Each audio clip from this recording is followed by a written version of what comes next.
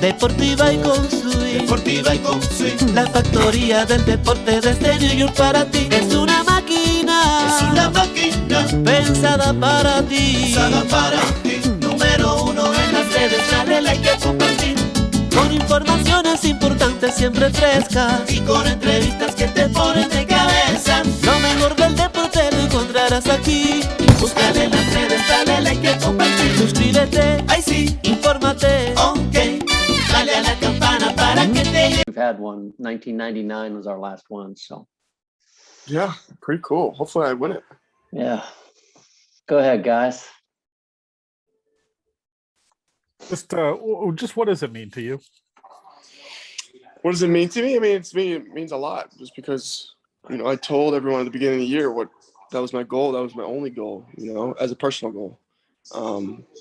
So, it's pretty cool to be in the position where I envisioned myself. So it means a lot for sure. Now that you are, a month removed from the end of the season, just kind of how do you look back at your rookie year as a whole? I learned a lot. I learned a lot from the older guys. I learned a lot, just from watching myself this offseason, watching games and looking at my actions on the field and, my at bat. So there's definitely things I want to improve on. And there's, I know I'm going to get better at this game and, as I grow older. And so I'm excited for the coming years, as I mature more in this game. So, but I really enjoyed my rookie year. I really enjoyed how I did, and I'm happy the way I did. So it was fun.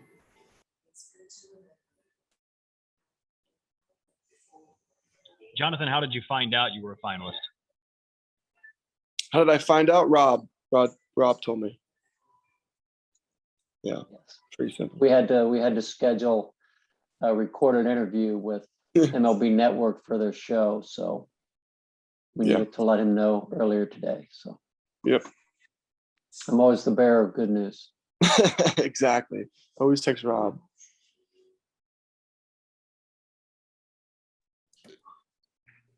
You sort of touch on it, but older guys navigating through the season, I guess, as you look back on just the mental challenges of going through your rookie year, who kind of was there that you relied on to go through the ups and downs and just the whole journey of it all? There was a lot of them, but one of the main ones was Castellanos. I was actually with him today. We was hanging out and talking about our season. But Castellanos really helped me mentally, stay in the course and, really take care of my body and how to maneuver this season. And then guys like Votto, Barnhart, Farmer, Winker, all the older guys really, really helped me this year. I can't thank them enough. Since opening day, they treated me like I was a veteran. They didn't treat me like a rookie. So I think that's why I was so comfortable out there every day with them and competing at their level and, competing to win for the team. So I really can't say enough for those guys. They really helped me. Like you said, it was your goal to win Rookie of the Year coming in. Was there any part of your game that you exceeded any expectation or surpassed your goal? Like I said, I didn't have any personal stat goals. I didn't have anything like that.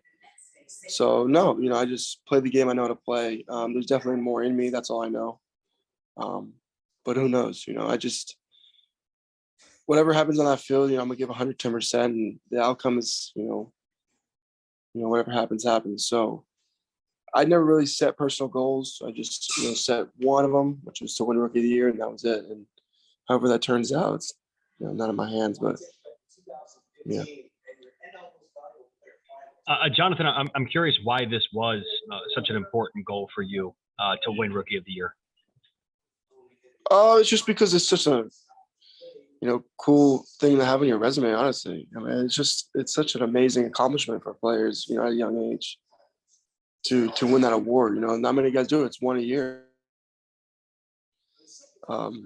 So, coming into the season, I told myself, what's one thing I really want to set my personal goals, and I said, there's nothing stat wise I really care about. I just want to be Rookie of the Year. And that was it. It just came to my mind. I said, this is what I want, and I'm going to do it. And, I'm getting close, so we'll see what happens. Does it mean anything extra? I mean, it seems like you caught on with a lot of fans, like even like Halloween in Cincinnati, there were a lot of like little Jonathan Indias running around.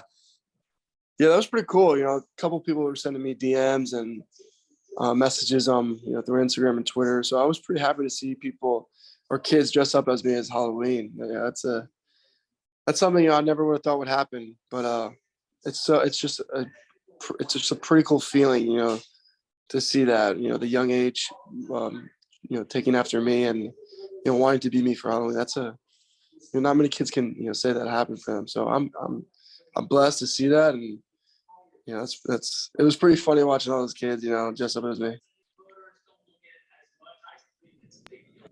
Jonathan, you mentioned how when you started here that they treated you like a veteran, like a guy who's been here for a long time.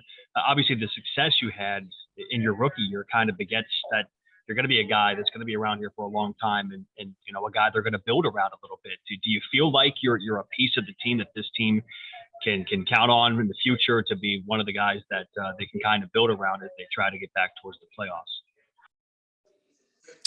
Yeah, I mean, I definitely feel like, I'm one of the guys now to kind of carry the load of this team and, for guys to count on me. So, yeah, I mean, I'm always up for a challenge. I'm always up for something like that. And, whatever is ahead is ahead of us. And I can't control any of that stuff. So I'm just going to go out there and play my game like I usually do. And if they want to, put pieces around me or, make me a piece like that, and that's their decision. But I'm going to be out there, be the player I am and do what I have to do. How far into the season were you when you realized, you said you had set that goal early on, but how far into the season were you when you realized that goal might truly be a reality for you and that you really, truly could win that this year? I mean, to be honest with you, I was not thinking of that goal at all throughout the whole year. I just said it at the beginning of the year just to, let everyone know that that's, what I'm going for. And during the year, I just basically put my blinders on and, not think of anything, just play my game. But I guess you could say towards the end of the last 2 weeks of the season, I kind of realized that, wow, I actually, did really well this year and put myself in a good position for that award. But yeah, throughout the year, I try not to think of stuff like that and more of a, team-oriented goals throughout the year than personal for me.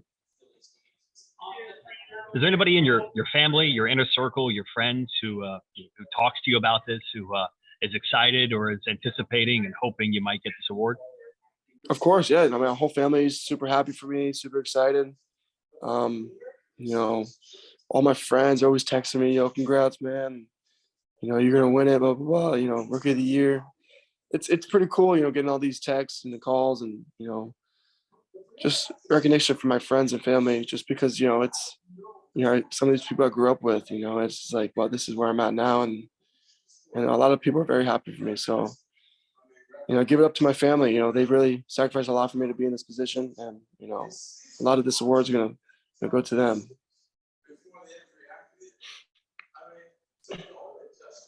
How did you kind of react to some of the, like Nick, you said you were with Nick, like he opted out, Wade and Tucker on different teams. Just kind of what was your reaction to kind of the moves that were made so far? There's nothing that, I can do. I don't know the business much yet for baseball. It's my first year. So I don't really know what was really going on. I'm just, if I have a job next year, I'm happy. And I'm going to play with, the guys I'm with and make the most of it. But, I'm going to miss Tucker for sure. Tucker was a big part of our team and a big leader. Like I tweeted, that guy was probably one of the best leaders I ever played with, off the field and on the field. He always kept everyone loose and kept the game in control mostly for us. So I'm going to miss him, but I'll see him throughout the year. And then Wade was one of our best clubhouse guys I ever played with. He always kept everyone happy, joking around, and before it starts, he'd always be, talking a lot and messing with people. And I don't know, it's just Wade always kept the people loose as well. So I'm going to miss those two. And, we'll see what happens with the Reds. Anything else, guys? You mentioned you were hanging out with Castellanos today. What is your, you mentioned him as one of the guys that you kind of looked up to early on. What is your relationship like with Nick? it's awesome. You know, we became really close friends throughout the year. You know, he kind of took me under his wing and, you know, saw the potential in me to be who I am. And, you know, he really, really helped me this year. You know, even the days I wasn't playing well in the beginning of the year, he really knew the player I was, and, you know, was keeping me confident and ensuring me that, you know, there's no doubt you're going to be where you want to be at the end of the year. So, you know, our friendship grew, and, you know, this obviously we're training together, you know, every day now. And, you know, I go to his house and hit, you know, and we just, you know, we chill and relax, and, you know, we became really close this year. So it's a good relationship, and, you know, wherever he ends up, you know, we'll still become friends. So. Is that where you hit today? Were you at his house? Yeah, I was with him today hitting. Yeah, we were both pretty funny. Yeah. Anything else, guys? We're good. Great. Jonathan, thank you Thanks, very, very Jonathan. much. We hope to be speaking with you here in about a week. Yes. Thank Again. you. All righty. We'll chat. All right. Thank you, sir. Bye, guys. Thank you.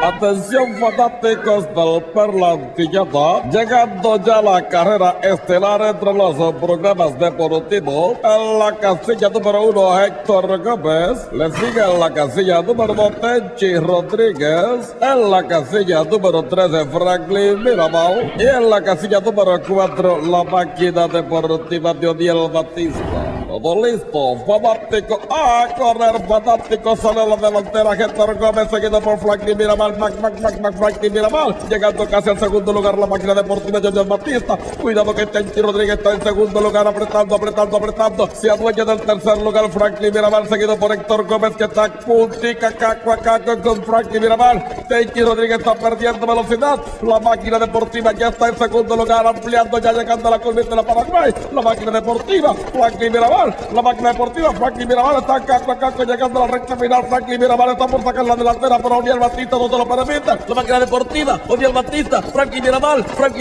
Odiel Batista, Franklin Mirabal, Odiel Batista, Odiel Batista. Y es la máquina deportiva, amigos fanáticos, que se lleva la victoria en esta carrera por los programas deportivos. Felicidades para el ejemplar Odiel Batista montando la yegua a la máquina deportiva. Buenas tardes desde la Perlantillada.